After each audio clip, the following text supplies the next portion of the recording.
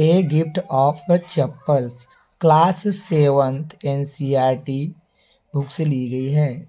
यह second part है। Mridu crept up to the windows. Mridu खिड़की के पास गई। Lalli was sitting a little distance away. Lalli कुछ ही दूरी पर बैठी थी।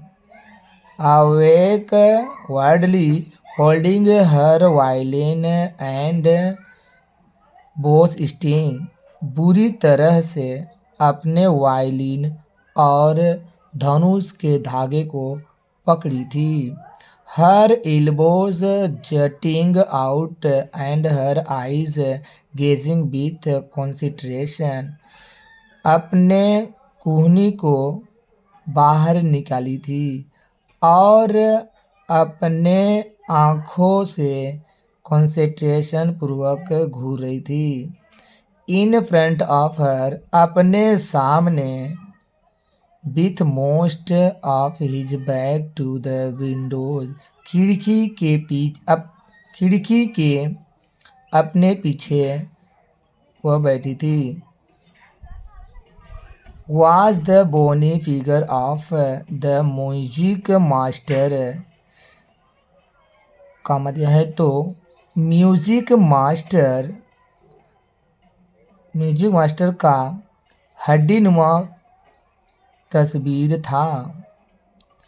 he had a mostly bald head with a figure of oiled black hair falling around his ears and an old fashioned tuft। वह अत्यधिक गंजा था। With a frightened of oiled. और पूरी तरह से उसके बाल सने हुए थे। Falling around his eyes.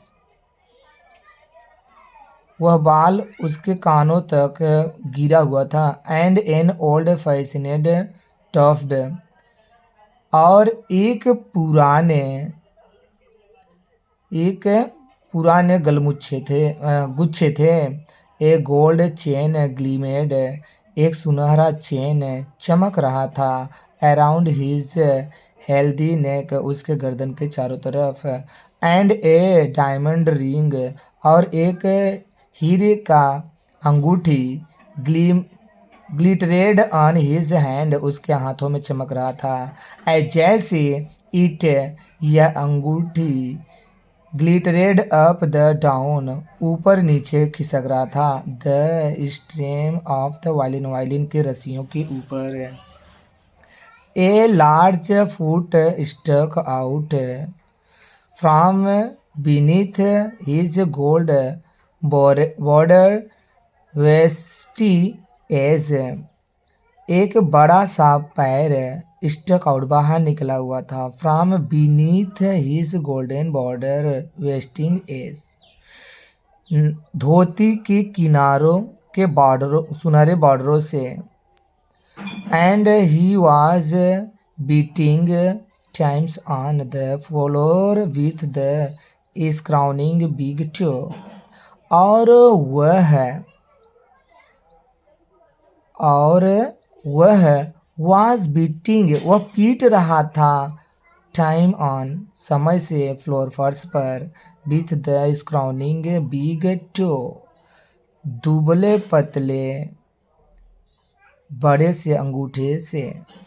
He played a few tones. वह कुछ टोन्स बजाता था। लल्ली स्टैम्बलेड बिहाइंड। लल्ली पीछे की तरफ लड़खड़ाई ही उसके। ऑन हर वायलिन अपने वायलिन पर। विच लुक्ड क्वाइट हेल्पलेस जो कि असहाय दिखती थी। And unhappy in her hands और अपने हाथों में वह क्या था अनहैप्पी खुश करती थी।